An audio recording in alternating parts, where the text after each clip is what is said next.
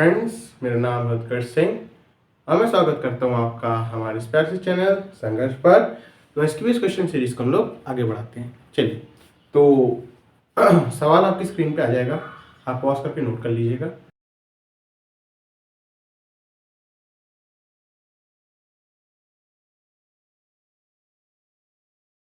और फिर स्टार्ट करते हैं। तो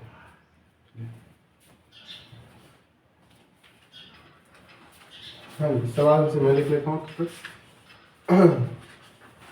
तो सवाल आपके लिए कुछ ऐसा दे रखा है। तो सवाल तो आप लोग नोट कर लेंगे ना। चलिए, मैं अपने वाले से स्टार्ट करता हूँ। आपको सबसे पहले तो एक काम इतना कर लेना कि एक्स वाई एक्सेस बना लेंगे, क्योंकि इसका काम है। वो सवाल पढ़ के आप लोग समझ गए होंगे। आपको दे रखा है कि n पूरा नहीं लिखूंगा, जितना काम का है, greater than equal to 2 natural number है। ठीक, आपको दे रखा है फंक्शन है जिसका डोमेन आपको सिर्फ 0 से 1 तक दे रखा है मेरे ख्याल से। हाँ, ठीक है। और इसका रेंज r है, मतलब डोमेन में आपको सिर्फ 0 1 को कंसिडर करना है। हमारे लिए अच्छी बात है, थोड़ा सा बड़ा बनाते हैं 0 1। ठीक है, ठीक है, क्योंकि इन्हीं दोनों पे, इन्हीं के बीच में सारा काम होना है। अब देखिए, आप देख सकते होंगे कि जो फंक्शन है कुछ ऐसे डिफाइंड है कि धीमे धीमे लिखते चल रहा हूँ। एफ एक्स जो है ऐसे कुछ डिफाइंड है n times of 1 minus 2nx, जहाँ पे x की वैल्यू 0 से तो बड़ी होगी, लेकिन 1/2n जब ऐसा है कुछ है। तो भाई फंक्शन को प्लॉट कैसे करें? प्लॉट करने में क्या, f x as function of x इतने रीजन में दे रखा, 1/2n कहीं यहाँ पे आएगा, है ना। आपका 1/2n कहीं यहाँ पे आएगा, क्योंकि n एक नेचुरल नंबर है, 2 से बड़ा है, तो इन दोनों के बीच में कहीं आएगा। ये बात तो मानते हो? बिल्कुल। हाँ जी, तो ये तो बात तो सहमत होंगे कि 1/2n इनके बीच में कहीं आएगा। तो यहाँ पे प्लॉट कर देते हैं। ये प्लॉट क्या करना है, 0 रखोगे x की वैल्यू, यहाँ पे 0 रखोगे तो वैल्यू क्या आएगी, कुछ nr ही होगी। ठीक है, और 1/2n रखोगे, 1/2n 2n 2n 1 बन जाएगा, 1 माइनस 1 0 आ रही होगी। और इसकी स्लोप देख लो तो नेगेटिव आ रही है, तो चुपचाप से आपका फंक्शन कुछ ऐसे जा रहा होगा इतने रीजन में। यहाँ तक कोई दिक्कत तो नहीं। धीमे धीमे एक एक स्टेप करके बता रहे हैं। अगर आगे बढ़ते हैं इससे, तो 2n times of 2nx minus 1, जहाँ पे आपका 1/2n से तो बड़ा होगा, लेकिन 3/4n से छोटा होगा इतने रीजन में।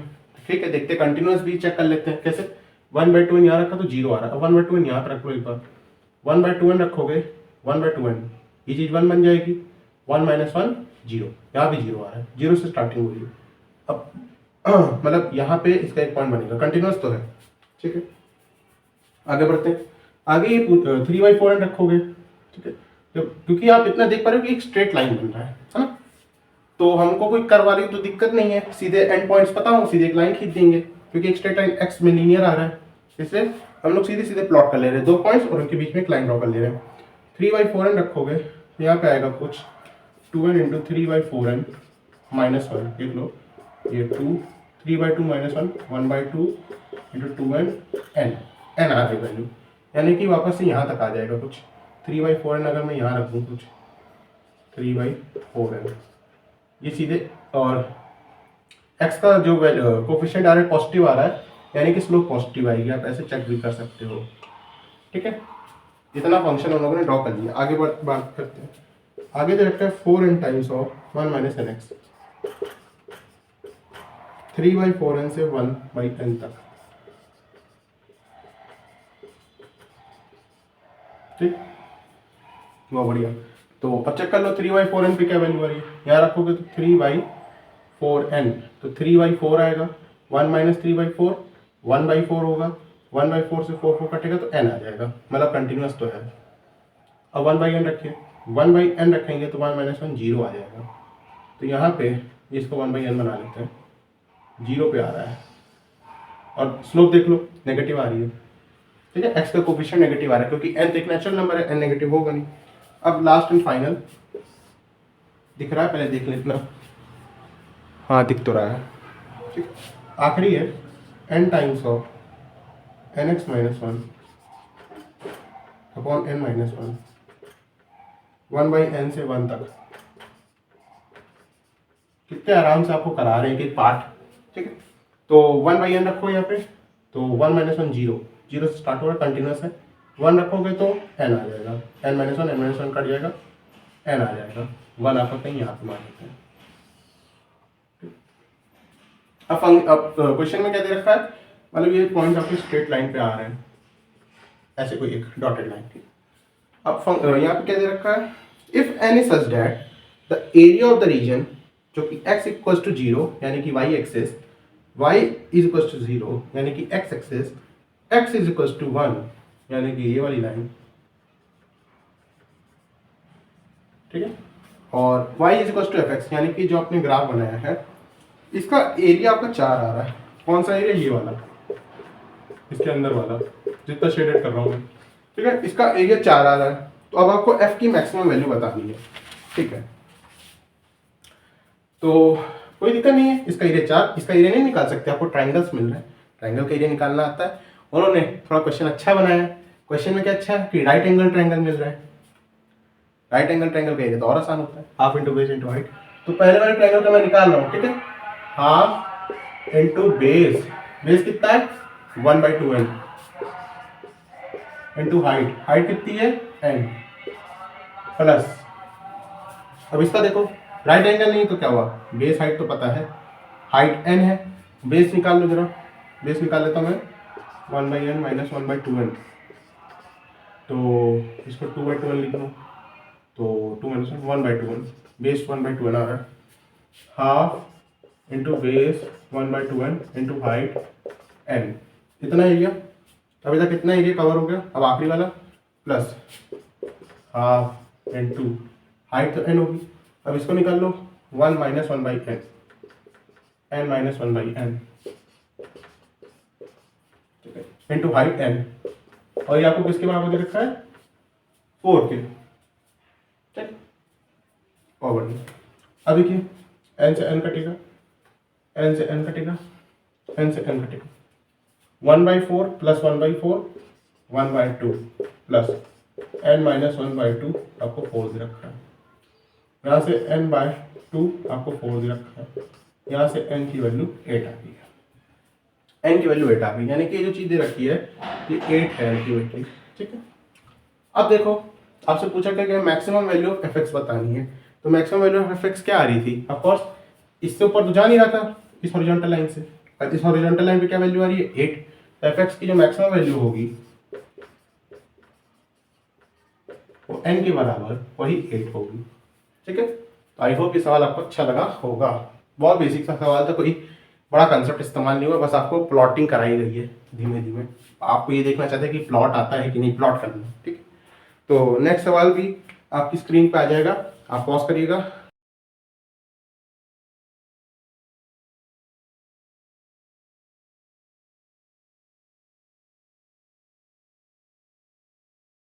हाँ जी, आपके लिए बोर्ड साफ हो गया। तो क्वेश्चन आप लोगों ने देख लिया होगा, तो आप देख पा रहे हैं कि कॉम्प्लेक्स नंबर का सवाल है, ठीक है। तो कॉम्प्लेक्स नंबर में पूछा क्या क्या गया लिख लेते हैं धीमे धीमे, वैसे ही एक एक करके इकट्ठा क्वेश्चन नहीं लिखेंगे। तो आपको दे रखा है जेड एक कॉम्प्लेक्स नंबर है, जिसमें मॉड जेड का क्यूब आप करोगे प्लस 2z² करोगे, ठीक है, प्लस 4z बार करोगे माइनस 8 इज इक्वल टू 0, ठीक है। Z bar denotes the conjugate of Z, ठीक है, पता है तो बात तो पता है। तो आपको धीमे धीमे वैल्यूज पूछी गई हैं, ठीक है। तो पहले इसको सॉल्व करते हैं। अब एक इंफॉर्मेशन दे रखी है कि इमेजिनरी पार्ट ऑफ जेड 0 नहीं हो सकता, ठीक है। तो समझते हैं, यानी कि अगर हम जेड को देखो पहली बात इन्होंने इक्वेशन दे दी, और इन्होंने हिंट क्या दे दिया आपको आगे को बढ़ने का कि इमेजिनरी पार्ट 0 नहीं है। ये हिंट कैसे हुआ, हिंट ऐसे हुआ कि हमको कुछ जेड को मानना पड़ेगा। सबसे बड़ा हिंट होता है कि अगर वो ये बोल दें कि इसका इमेजिनरी पार्ट ये है, इसका रियल पार्ट ये है, सबसे बड़ा हिंट है कि आप जेड को x प्लस आयोटा वाई या a प्लस आयोटा भी, जो भी मन करे ये करके सॉल्व करिए, सबसे बड़ा हिंट होता है ये चीज़, ठीक है। तो लिख देते हैं, मॉड जेड क्या होता है, मॉड जेड तो होगा आपका रूट में x² प्लस y², चलिए सॉल्व करते हैं।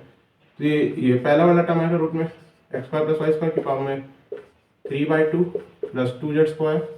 अब z² क्या होगा आपका x square plus iota square y square minus y square, क्योंकि आयोटा स्क्वायर की वैल्यू -1 होती है, प्लस 2xy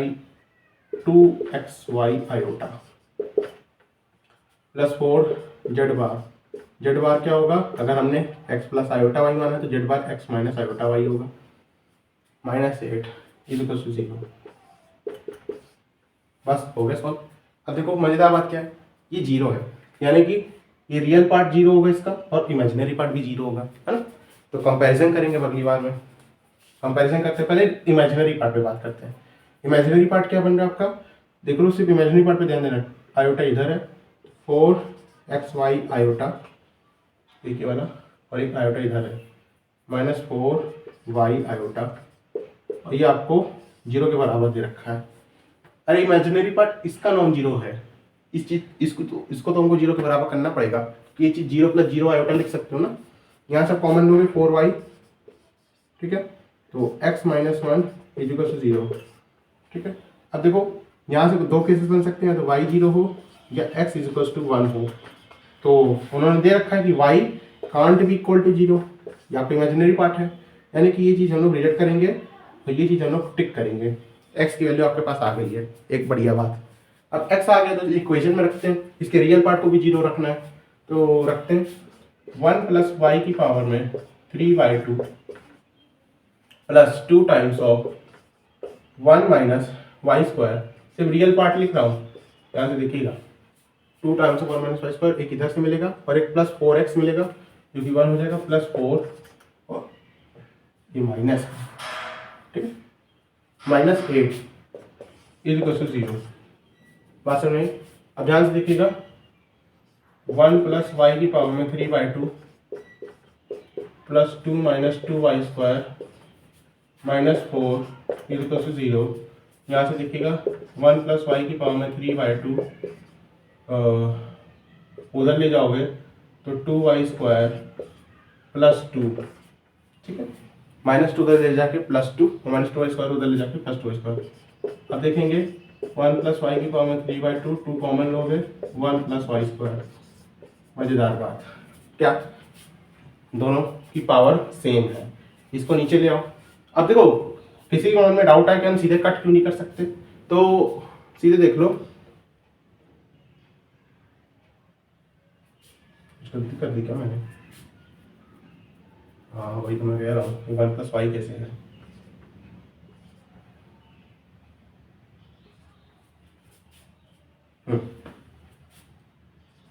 सीधे हम लोग इसको कट क्यों नहीं कर सकते, क्योंकि 1 + y² आपका कभी 0 होगा क्या, सोच के बताना, हो सकता है, कभी नहीं। चलिए, अरे फिर से मैं कह रहा हूँ, कोई अपना यहाँ पे कॉम्प्लेक्स रूट वाली थ्योरी ना लगाए। y आपका एक रियल नंबर है, अरे x प्लस आयोटा y में y एक रियल नंबर होता है ना, x भी एक रियल नंबर होता है। अगर y एक रियल नंबर होता है, अच्छे से कॉम्प्लेक्स नंबर पढ़ना, ये कंसेप्ट की लैकिंग होती, गलती करा देती है। y रियल नंबर है तो कभी भी ये चीज़ पॉसिबल नहीं है। तो यहाँ सब सीधे बिना कट किए 1 + y² को 0 के तुरंत बिना बराबर की तुरंत यहाँ पे ले आना, 1 + y² 3/2 -1 करोगे तो 1/2 = 2। On squaring both sides you will get 4, y² = 3, तो y की वैल्यू आपके पास ±√3 आ जाएगी, ठीक है। इतनी चीजें हो गई, आपका सवाल सॉल्व होगा। आपके पास z जो बनेगा वो 1 + √3 आयोटा और एक पॉसिबिलिटी 1 - √3 आयोटा। अब आगे का सवाल कुछ नहीं है, आप आराम से किसी को भी मान के सवाल सॉल्व कर सकते हो। मेरे ख्याल से आगे का सवाल आप सॉल्व कर लेंगे, ठीक है। मैं यहीं पे छोड़ रहा हूँ, आगे आपको जेड बार कुछ भी पूछो आराम से, मैच द कॉलम वाला सवाल है JV1 का, आराम से कर लोगे। इतनी चीज़ों को निकालना था। इन क्वेश्चंस को ट्राई करते रहिए, खेलते रहिए, हंसते रहिए, पढ़ते रहिए। ओम साई राम।